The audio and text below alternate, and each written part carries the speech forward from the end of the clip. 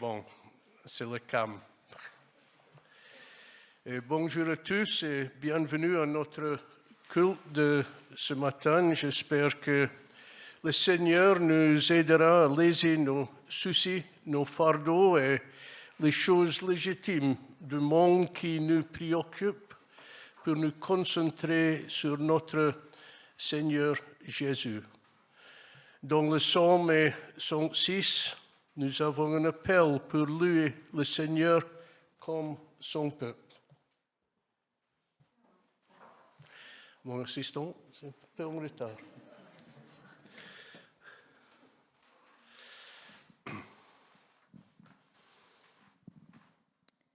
Sauve-nous, Éternel, notre Dieu, et rassemble-nous du milieu des nations, afin que nous célébrions ton saint nom et que nous mettions notre gloire à te louer.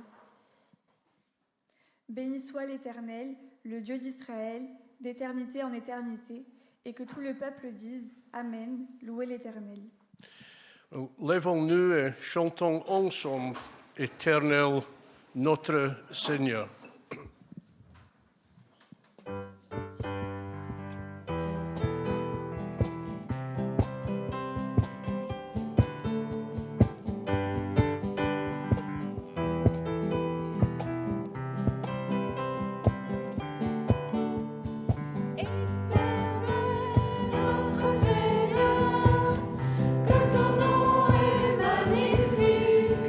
Éternel, notre Seigneur.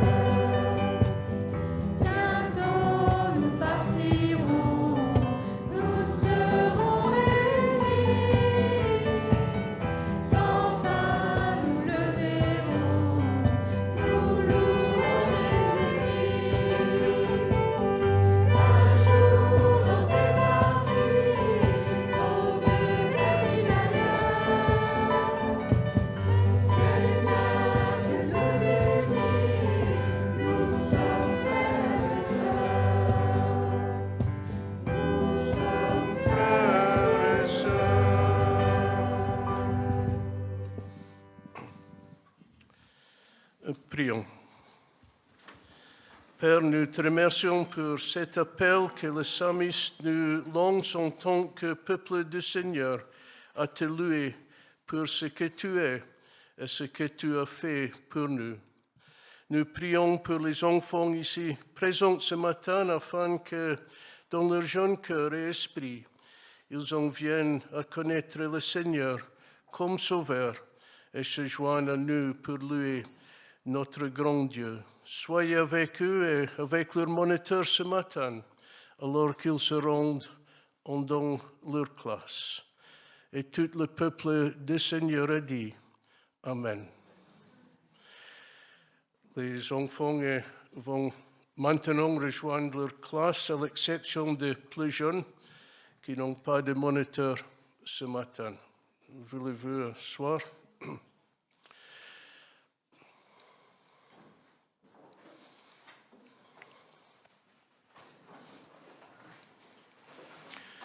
Notre Sauveur est un grand prêtre qui nous permet de nous approcher de Dieu. Nous lisons dans Hébreux 4, verset 14. Ainsi, puisque nous avons en Jésus, le Fils de Dieu, un grand prêtre éminent qui a traversé les cieux, demeurons fermement attachés à la foi que nous reconnaissons comme vraie. En effet, nous n'avons pas un grand prêtre qui serait incapable de compatir à nos faiblesses. Au contraire, il a été tenté en tout point, comme nous le sommes, mais sans commettre de péché. Approchons-nous donc du trône de Dieu, de grâce, avec une pleine assurance. Là, Dieu nous accordera sa bonté et nous donnera sa grâce pour que nous soyons secourus au bon moment.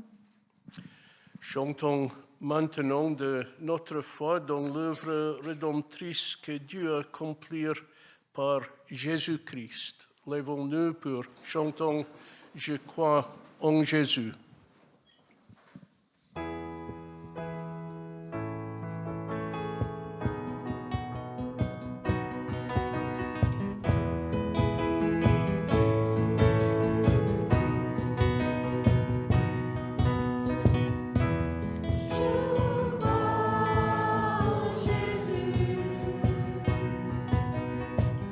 Je crois qu'il est le Fils de Dieu.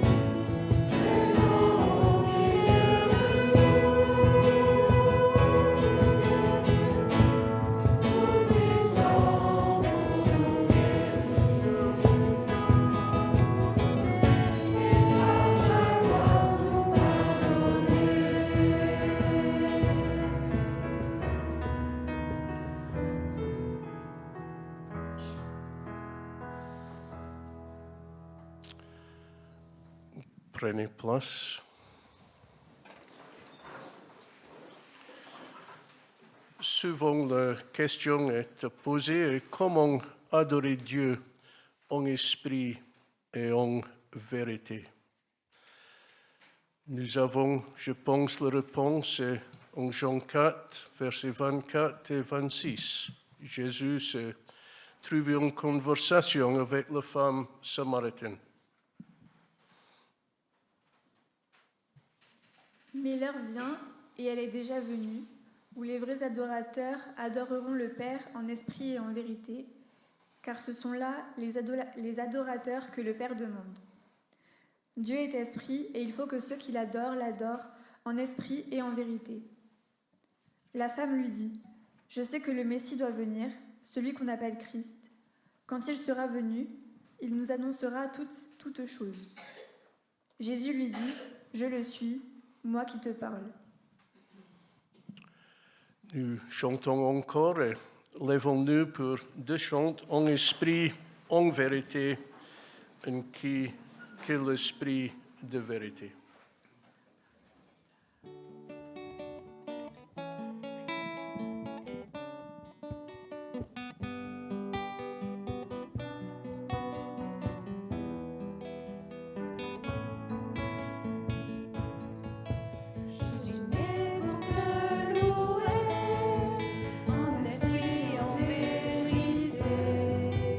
Beaucoup plus qu'un simple chant, c'est un sacrifice.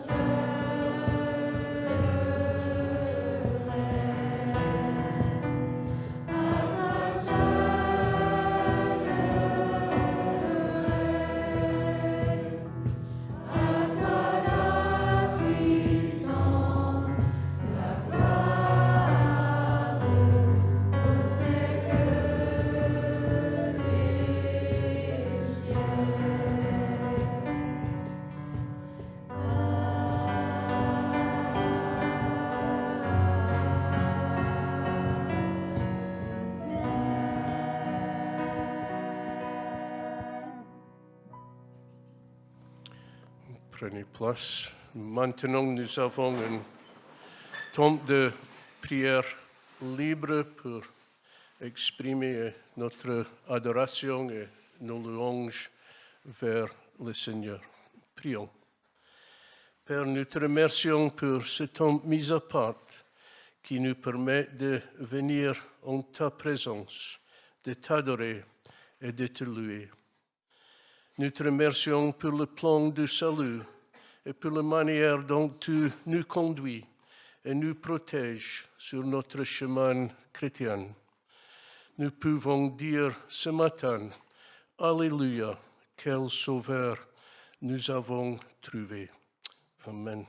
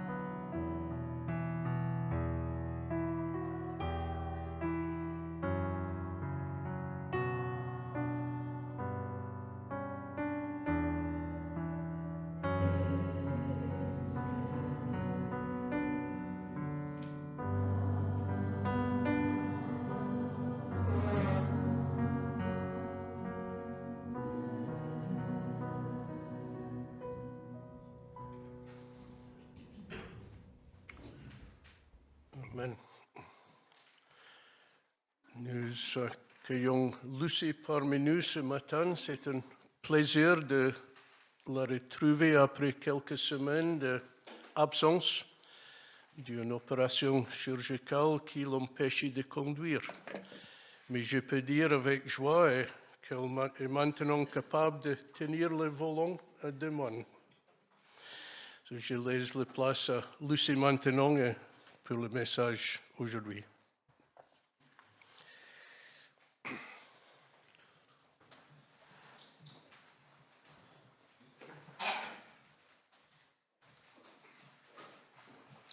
Bonjour à tous, ça fait du bien de vous revoir. Aujourd'hui, c'est la fête des pères. Alors, bonne fête à tous les pères ici présents et à ceux qui nous regardent derrière leur écran. Un des attributs des pères, du moins quand moi j'étais enfant ou quand j'ai eu mon enfant, c'était de raconter des histoires, souvent avant d'aller dormir. Alors aujourd'hui, je vais vous parler au départ d'une histoire de rois et de prophètes, une histoire qui se trouve dans l'Ancien Testament. Vous connaissez le roi Akab, bien sûr. Il était le père de 2 fils et une fille. Son fils aîné, à la mort d'Akab, va régner 2 ans, puis il meurt à son tour et c'est son frère Joram, le 2e fils du roi Akab, qui va régner sur les 10 tribus du Nord. Lisons le début de l'histoire. Joram, fils d'Akab, était devenu roi d'Israël pendant la 18e année du règne de Josaphat, roi de Juda. Il régna 12 ans à Samarie. Il fit ce qui déplaît au Seigneur. Il imita Jéroboam, fils de Nébat, qui avait poussé le peuple d'Israël à pécher. Il ne cessa pas de commettre les mêmes péchés que lui. Toutefois, il n'agit pas aussi mal que son père et sa mère, puisqu'il supprima la pierre sacrée que son père avait dressée en l'honneur du dieu Baal. Remarquez cette description, voire cette évaluation qui est donnée du roi Joram. Il est comparé à Jéroboam, son arrière-arrière-arrière-grand-père, qui avait déjà agi très mal. Pour bien asseoir sa royauté, celui-là, juste après la scission du pays en royaume du Nord et Sud, Jéroboam avait décidé d'éviter que le peuple aille à Jérusalem pour adorer, pour les célébrations que le Seigneur avait ordonnées à Moïse. Jéroboam, il a fait faire 2 veaux d'or. Il en a placé un à Dan, dans le nord du territoire, l'autre à Béthel, au sud. Ainsi, les gens n'avaient plus besoin d'aller adorer au temple de Jérusalem. Jéroboam, il a aussi établi des sacrificateurs issus de tout le peuple, pas qu'un seul tribu. C'est grave. Mais Joram est aussi comparé à son père Akab. Joram est idolâtre, mais il agit moins mal que son père, car Joram supprima une pierre sacrée. Des pères, des grands-pères. En ce jour de fête des pères, ce n'est pas le moment de juger notre Père terrestre et sa conduite, mais plutôt de se réaliser que notre conduite est toujours un peu, parfois beaucoup, la conséquence de celle de nos parents. Et pour cela, il importe de bien faire attention à ne pas fournir un mauvais exemple à nos enfants, à nos petits-enfants. Et au-delà de ça, nous, chrétiens, depuis un bout de temps, nous sommes considérés comme les pères et les mères pour ceux qui viennent de découvrir l'Évangile. Prenons aussi au sérieux notre rôle d'exemplarité en tant que père, mère. Maintenant, c'est un fait que dans le livre des rois, les fils qui viennent à régner sont toujours comparés à leur père. Sont-ils pires ou meilleurs, plus ou moins enclins à suivre les lois du Seigneur? Et c'est comme un refrain. Chaque fois qu'il y a un nouveau roi en Israël, on lit « Il fit ce qui est mal aux yeux de l'Éternel, il marcha dans la voie de Jéroboam, se livrant au péché que Jéroboam avait fait commettre à Israël. » Et chaque fois, et son cœur ne fut pas tout entier à l'Éternel, son Dieu, comme l'avait été le cœur de David, son père. Et chaque fois qu'il y a un roi relativement bon en Juda, on lit qu'il marcha dans les voies de son père, dans les voies de David, son père. Alors David, plusieurs générations en arrière. Mais poursuivons notre histoire. Voilà qu'entre en scène un autre roi. Lisons verset 4.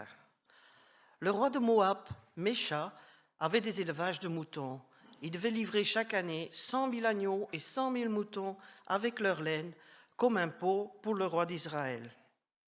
Mais lorsque le roi Akab mourut, Mécha se révolta contre son successeur Joram. Le roi Akab était très puissant. Il avait imposé à ce roi voisin de lui payer un lourd tribut tous les ans. Et je comprends que le roi de Moab, il a saisi l'occasion, au changement du roi, d'arrêter, au moins d'essayer d'arrêter de payer son impôt. Sauf qu'en face de lui, Joram ne se laisse pas faire. Et pour infliger une bonne punition au roi de Moab, il va chercher à s'associer avec un autre roi pour former une grande armée pour mettre fin à la révolte de Moab. Il va trouver un premier associé. Au verset 6, le roi de Joram sortit alors de Samarie et passa en revue tout Israël. Il se mit en marche et fit dire à Josaphat, roi de Juda, « Le roi de Moab s'est révolté contre moi. Marcheras-tu avec moi au combat contre Moab ?» Et Josaphat répondit, « J'irai, et il en sera pour moi comme pour toi, pour mon peuple comme pour ton peuple, pour mes chevaux comme pour tes chevaux. » Joram, roi d'Israël, royaume du Nord, obtient l'aide de Josaphat, roi du royaume du Sud. Moi, je trouve que Josaphat va quand même un peu vite pour engager son armée, son peuple, dans un conflit qui, somme toute, ne le concerne pas directement.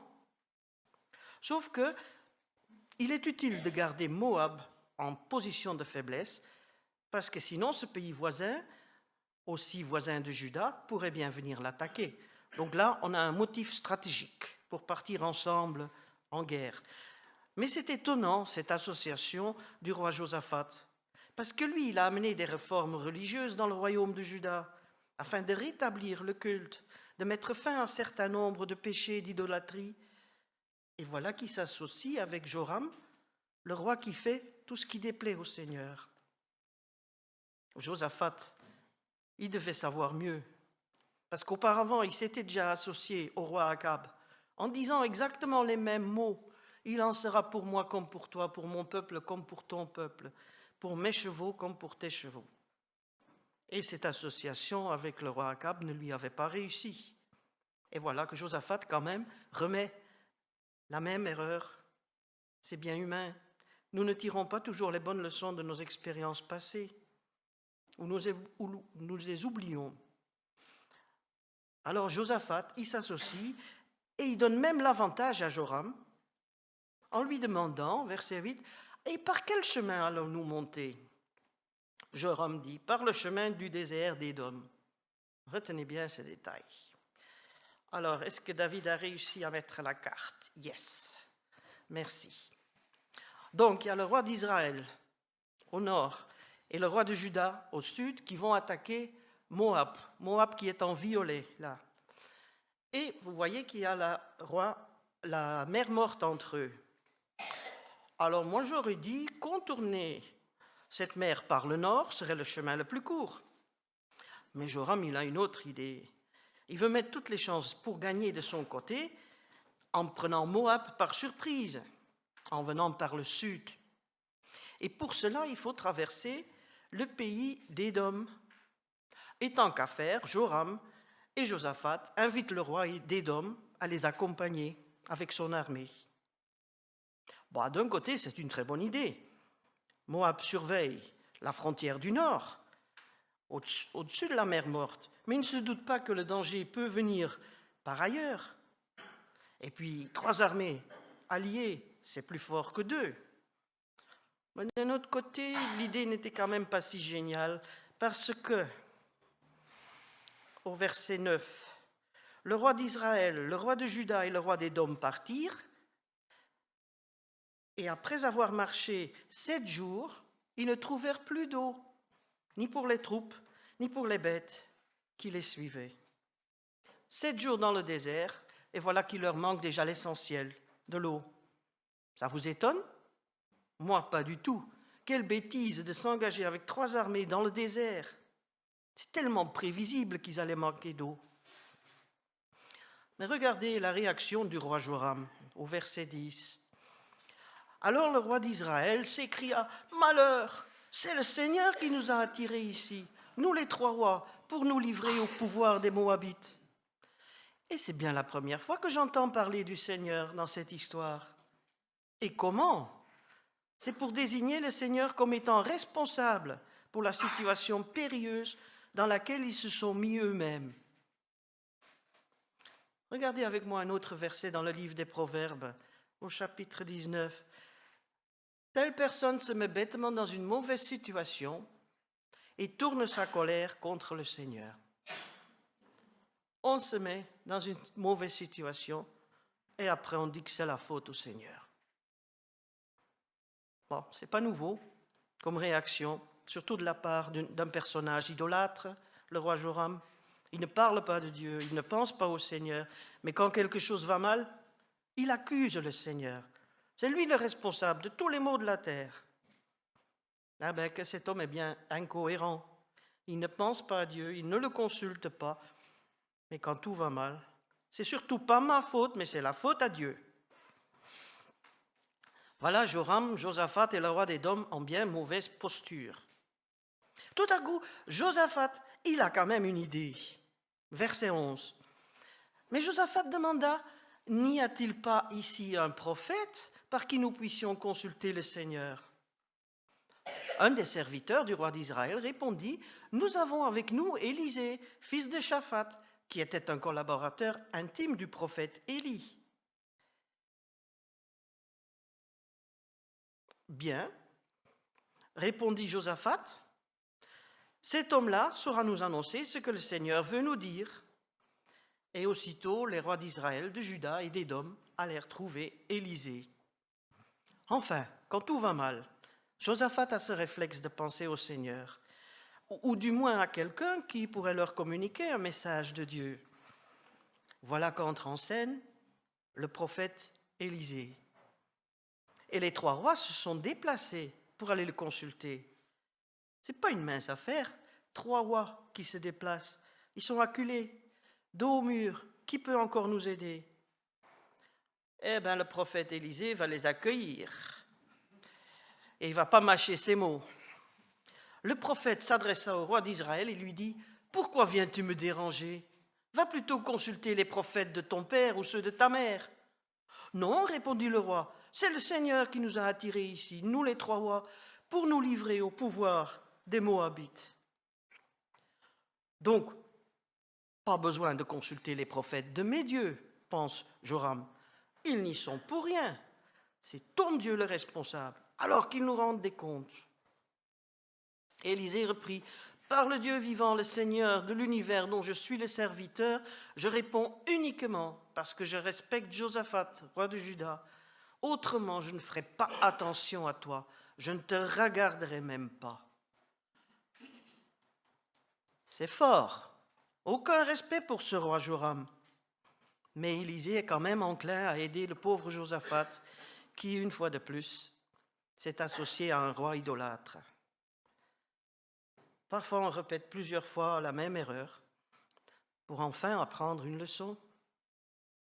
Élisée, quant à lui, il avait déjà appris quelques bonnes leçons. Il sait qu'il ne faut pas répondre à chaud. Parfois, mieux prendre le temps de se retrouver dans de bonnes dispositions avant de vouloir régler un problème. Élisée demande donc, maintenant, qu'on m'emmène un musicien. Et cela nous rappelle d'autres personnages bibliques. La musique est un puissant instrument. Des artistes de nos jours attirent des foules avec leurs concerts qui font parfois dégénérer les êtres humains qui les écoutent. On a tous vu des images des rave parties. Mais la musique utilisée à bon escient peut être un puissant instrument de Dieu. Parce que tandis que le musicien jouait de son instrument, la puissance du Seigneur saisit Élisée. Et celui-ci se mit à parler, Voilà ce que ordonne le Seigneur. Creusez un grand nombre de fosses dans le lit desséché de ce torrent. Car moi, le Seigneur, je déclare que ce vallon va se remplir d'eau. Vous n'entendrez pas de vent, vous ne verrez pas de pluie. Et pourtant, vous aurez de l'eau à boire pour vous-même, pour vos troupeaux et pour vos bêtes de somme. Mettez-vous un peu dans la peau de ces 3 rois. Ils vont devoir s'adresser à leurs soldats.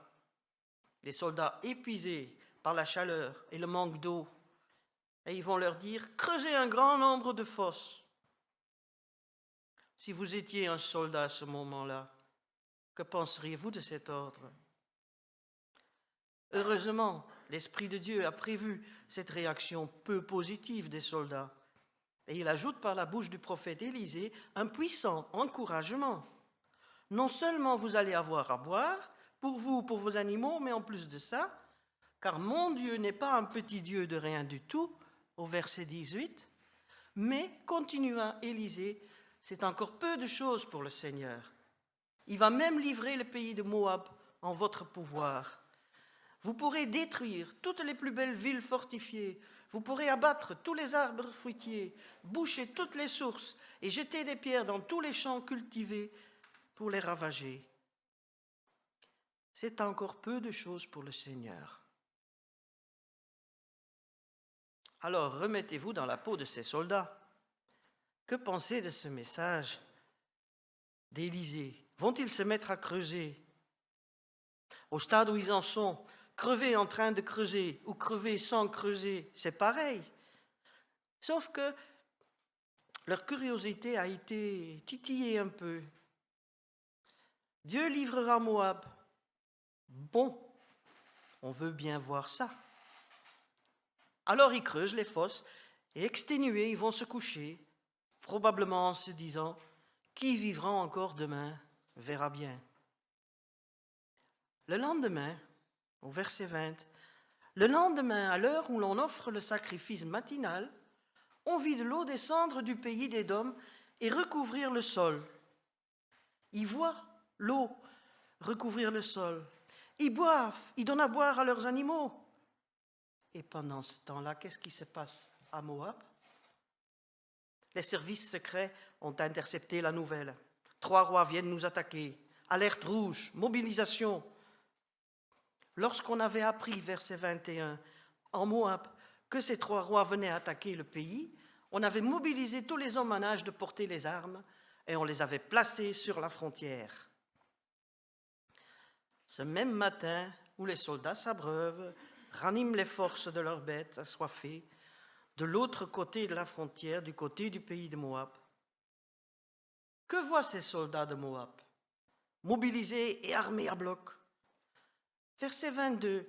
Au matin, quand les soldats moabites se réveillèrent, le soleil se reflétait à la surface de l'eau. Ils virent cette eau qui, de loin, leur apparaissait rouge comme du sang. Et ils s'écrièrent, « C'est du sang ! Les rois et leurs armées se sont sûrement querellés et entretués. Debout, gens de Moab, au pillage !» Attendez, les Moabites, ils savent qu'ils sont en région désertique. Pas possible pour eux, donc, de voir de l'eau. Et puis, il y a la couleur du soleil qui se lève, orange, rouge, ce qui les fait croire que l'eau, c'est du sang. Comme quoi que on peut tous les deux voir la même chose, pas l'interpréter de la même façon. Et l'interprétation des Moabites va leur être fatale. Ils foncent droit vers les 3 armées et constatent, quand c'est trop tard, que leur interprétation n'était pas la bonne. Il ne leur reste plus qu'à fuir, avec à leur trousse ces 3 armées qui vont pénétrer leur pays, le mettre à sac. Verset 24. Lorsqu'ils approchèrent du camp d'Israël, les soldats israélites surgirent et les battirent. Alors les Moabites s'enfuirent.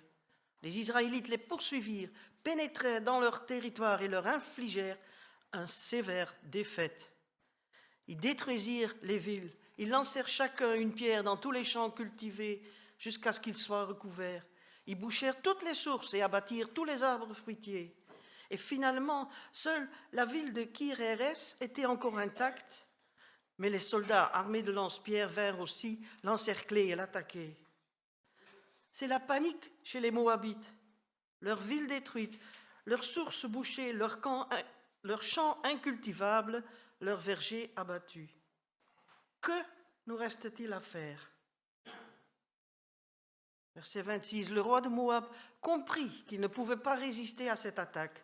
Il rassembla donc 700 soldats porteurs d'épées pour faire une percée en direction du roi de Syrie, donc au nord.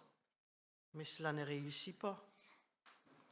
Logique, lorsque l'ennemi attaque par le sud, je vais essayer de chercher un appui au nord, mais cela ne réussit pas. Alors le roi va avoir encore une autre idée, extrême. Tout à coup, il devient très, très, très religieux. Quand rien ne va plus, il pense enfin à ses dieux, ses idoles. Et le roi de Moab va faire un sacrifice extrême. Verset 27. Alors il fit venir son fils aîné, qui devait lui succéder comme roi, et il l'offrit en sacrifice sur la muraille de la ville. Les Israélites éprouvèrent une telle crainte qu'ils levèrent le siège et retournèrent chez eux. Quel père! À juste titre, les autres rois sont dégoûtés et puis ils en ont marre de faire la guerre. Ils retournent chez eux. Voilà la fin de la guerre des rois d'Israël, de Juda, d'Édom contre Moab. C'est la fin d'une histoire réelle. Pas comme toutes les histoires que les pères racontent à leurs enfants. Mais mon objectif n'était pas simplement de vous raconter une histoire. Il y a là un message. Mais lequel? Comme chaque enfant qui écoute une histoire et qui voit s'afficher les images dans son imaginaire, vous n'entendez pas tous le même message. Si, après avoir raconté à mes petites filles une histoire avec un château, une princesse, des animaux, si je demande à mes petites filles de faire un dessin de ce que je viens de raconter, l'une va me dessiner le château, l'autre la princesse. L'un va dessiner la chambre de la princesse à l'intérieur, l'autre dessine le parc avec des fleurs autour du château. Donc, à vous de voir quel est le message de cette histoire pour vous personnellement. Je vais quand même vous donner quelques suggestions. Première suggestion, le roi Josaphat fait alliance avec le roi idolâtre Joram. Avec qui êtes-vous associé? À qui accordez-vous le droit de dicter en quelque sorte ce que vous allez faire ensuite? Avant de faire alliance, avant de s'associer, réfléchissez. Je vous signale que ceci était écrit avant les élections de la semaine passée. Deuxième suggestion, Josaphat et Joram partent en guerre ensemble. Le roi Josaphat suit les directives du roi Joram. Aucun d'eux deux n'a pensé à consulter le Seigneur. Par qui laissez-vous vous influencer? Par la soi-disant sagesse d'un homme, d'une femme, plutôt que par ce que vous conseille le Seigneur, sa parole. Troisième suggestion, Josaphat et Joram partent par le chemin à travers le désert. Ils vont manquer l'eau, l'essentiel. Ils ont tellement compté sur leurs propres moyens pour arriver au bout de leur mission militaire qu'ils se trompent. Pour vos projets, comptez-vous sur vos propres moyens uniquement, votre idée de comment agir, votre sagesse. Est-ce bien suffisant? Joram, quand tout va mal, il se met à accuser le Seigneur. C'est de sa faute que je suis dans les problèmes. Dieu a voulu me mettre dans une situation inconfortable. Et c'est parfois notre façon de réagir. Est-ce bien juste? Comme ce verset des Proverbes, tel homme se met bêtement dans une mauvaise situation et tourne sa colère contre le Seigneur. Cinquième suggestion. Josaphat a enfin eu une idée lumineuse d'aller consulter le Seigneur. Et il a raison, ce n'est pas trop tard. Mais encore faut-il que ces 3 rois font la démarche de s'humilier. Êtes-vous prête à vous humilier? 6e suggestion. Joram, Josaphat et le roi d'Édom ont obtenu l'eau qui allait les sauver. Mais il a fallu creuser des fosses. Et s'ils n'avaient pas creusé, est-ce qu'ils auraient obtenu l'eau? Est-ce qu'ils auraient obtenu la victoire sur le roi de Moab? Peut-être avez-vous aussi quelque chose à faire à préalable pour voir Dieu réagir. Quelles sont les fosses que vous devez creuser?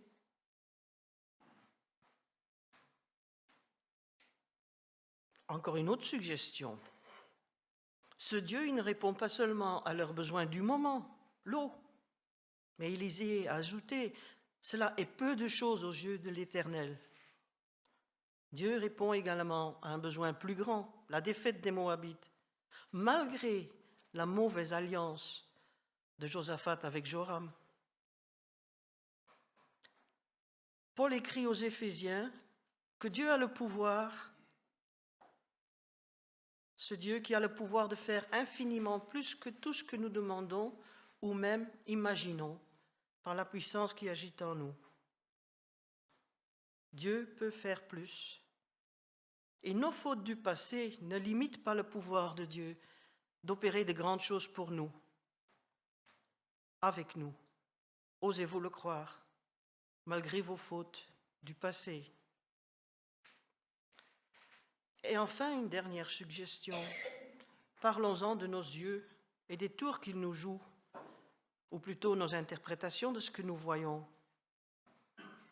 Les Moabites, c'est de l'eau ou c'est du sang? Et nous, est-ce que nous cherchons toujours comment Dieu voit les choses? Est-ce que nous regardons uniquement les choses visibles ou est-ce que nous prenons aussi en compte les choses invisibles? Je vous invite à la prière. Notre Père céleste, bien que nous ne soyons pas des rois, comme dans cette histoire lue aujourd'hui, tu nous confies à chacun un petit royaume, notre propre vie. Aide-nous à bien choisir nos alliés pour avancer, à ne pas oublier de te consulter avant d'agir, à ne pas compter que sur notre propre sagesse, ni sur ce que nos yeux voient et risquent de mal interpréter. Comme nous l'avons chanté ce matin, que tu puisses être le roi dans notre vie, qui règne et qui dirige toutes choses. Et merci parce que, malgré nos fautes, tu continues à nous accorder non seulement l'essentiel, mais aussi tout ce que tu as prévu pour nous dans ta générosité abondante, tel un bon Père, le Dieu Père que ton Fils Jésus nous a fait connaître. C'est en son nom que nous te prions. Amen. Dans notre histoire, les rois agissent avec une attitude que je trouve décrite dans un petit cantique bien connu, avec orgueil, suffisance, arrogance, raisonnements obscurs. Et bien que n'étant pas des rois ou des reines, ces attitudes ne nous sont pas inconnues et nécessitent parfois que nous demandons pardon, que nous nous humilions en revenant devant la face du Seigneur. Alors je vous invite à le chanter ensemble.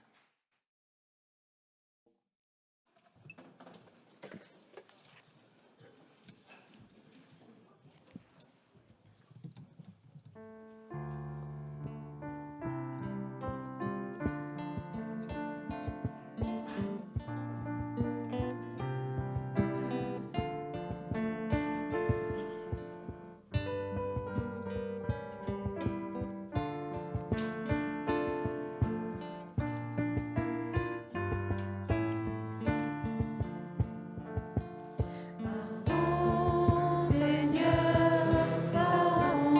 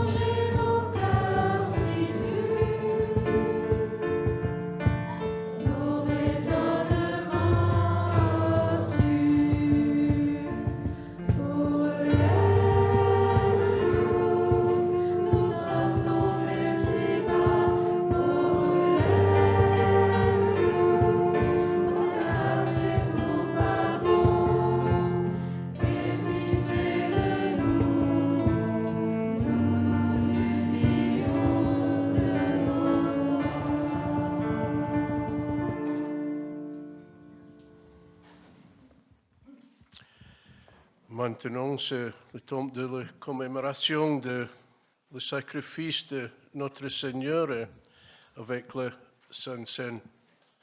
Cette semaine, quand je pensais à nouveau de cette commémoration, je pensais des paroles de Jean-Baptiste lorsqu'il regardait le Seigneur Jésus.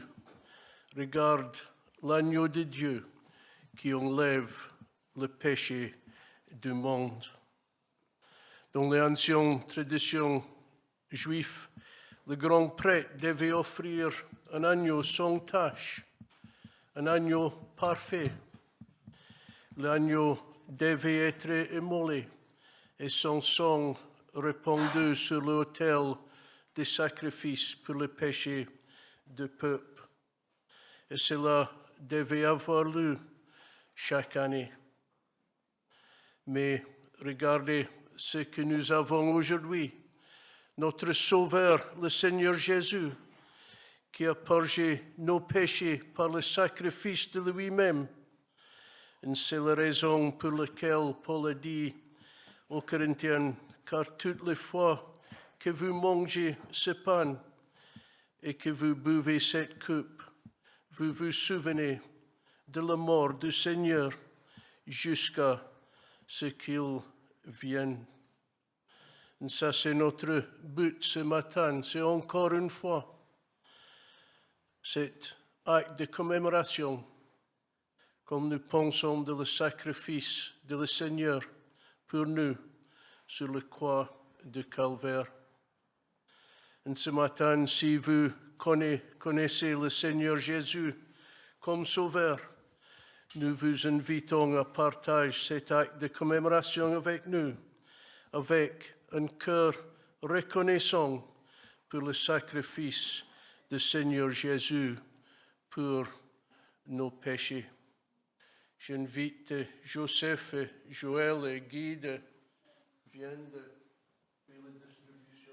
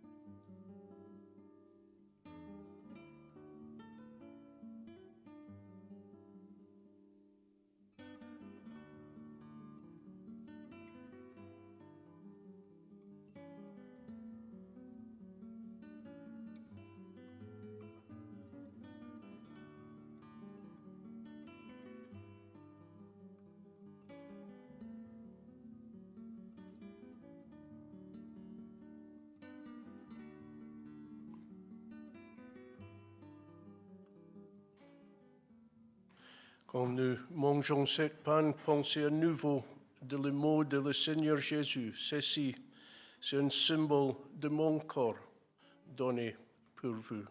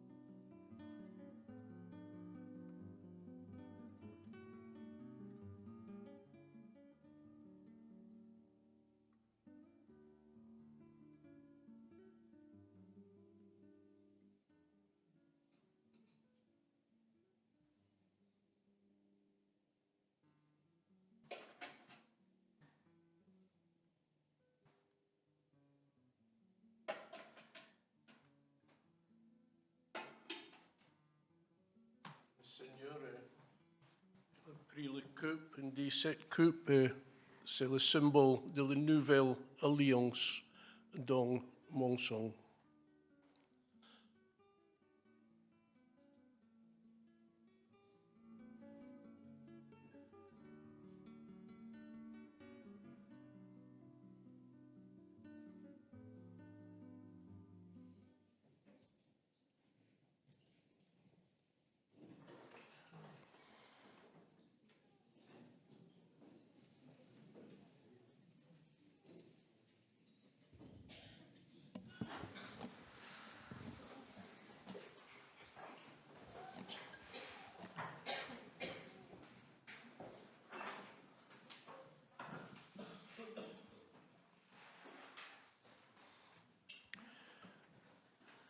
Maintenant, j'ai les annonces pour cette semaine concernant l'Église, les activités de l'Église ici. Bien sûr, et toutes les activités de l'Église sont marquées sur notre site web.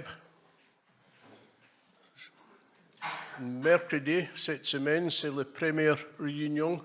C'est à 19h30, c'est le groupe Quantum. C'est un nom qui est choisi par Pascal. C'est un groupe pour les personnes qui, ce n'est pas possible, peut-être pour les raisons de mobilité et de distance, de réunir ensemble, d'étudier la parole de Dieu. Pour plus d'informations, Pascal n'est pas là, mais je suis certain et Jenny donne les précisions si vous avez besoin concernant ce groupe. Jeudi à 20h, le groupe de maison à Rouman. Et vendredi, 10h30, c'est l'anglophone Fellowship Group chez Peter Shire. Et aussi vendredi, midi 30, c'est l'English Bible Study. And we're in Hebrews chapter 6. For the study on Friday. Samedi 14h30, c'est quelque chose de très important, c'est une formation d'équipe technique pour la vidéo projection.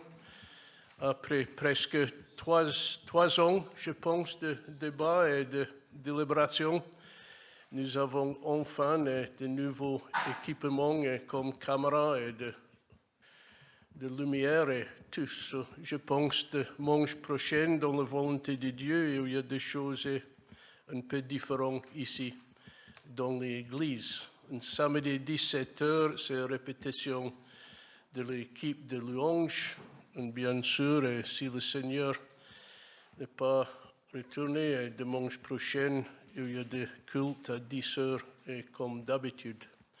Il y a deux annonces spéciales. Dimanche 7 juillet à 10h, c'est le culte, c'est animé par le groupe de jeunes sur le thème « Le voyage de la vie ». Nous pensons dans cette saison peut-être le voyage pour les vacances, etc. Mais aussi le voyage le plus important, c'est le voyage de notre vie. Et chacun avait le même point de départ. Mais notre destination, ça dépend de nos choix dans notre vie.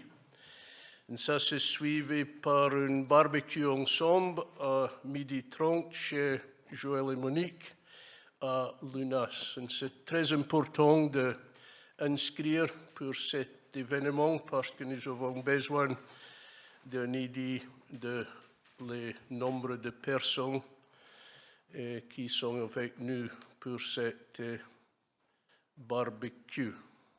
Bon, c'est marqué sur le fiche pour aider l'organisation. Il est nécessaire que nous ayons une idée du nombre de personnes. Si vous avez l'intention de venir, vous voulez ajouter votre nom à la liste à l'entrée de l'Église, envoyez moi-même un mail. Autre chose, dimanche dernier, il y a quelqu'un qui est parti de l'Église ici. Il avait fait quelque chose à Bordeaux. Stan, si tu aimes dire quelque chose, il est toujours en vie, peut-être perdu quelques poids aussi. Bonjour à tous. Oui, donc dimanche dernier, nous étions avec Olivier, Carola et leurs 3 garçons, Séverine, une sœur de l'église de Périgueux et ses 2 garçons. Nous étions à Mérignac à la course des héros et nous avons couru pour soutenir le sel. Donc en fait, pour participer, il fallait récolter un certain nombre de dons. Donc on a pu récolter avec nos 3 familles, on a récolté à peu près 2 000 €, ce qui va permettre de pouvoir construire des puits pour des familles défavorisées au Togo. Donc merci pour vos dons, pour votre soutien, vos prières. C'était un moment riche, un moment de partage, de fraternité.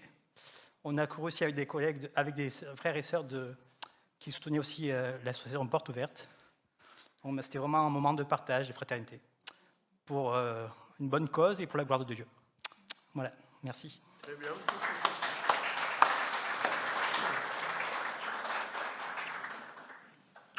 Nous aussi ce matin, n'oubliez pas vos offrandes pour l'Église ici, de soutien l'œuvre de l'Église. Il y a une boîte à la porte de sortie là-bas et aussi à la porte de sortie à gauche.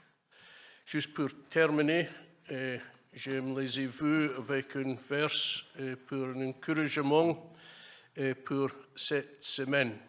Olivier, son dernier travail aujourd'hui.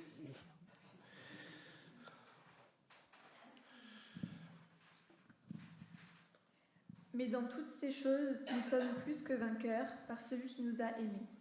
Car j'ai l'assurance que ni la mort, ni la vie, ni les anges, ni les dominations, ni les choses présentes, ni les choses à venir, ni les puissances, ni la hauteur, ni la profondeur, ni aucune autre créature ne pourra nous séparer de l'amour de Dieu, manifesté en Jésus-Christ, notre Seigneur. Amen. Nous terminons notre culte aujourd'hui avec le chant « Rien ne pourra jamais ».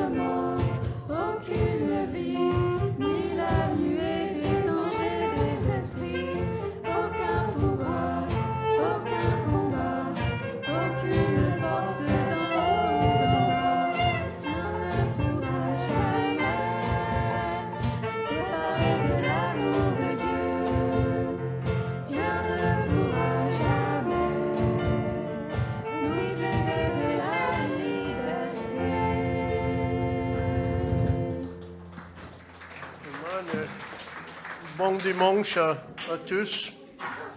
Je pense que le temps c'est mieux cette semaine. Ça c'est une bonne nouvelle.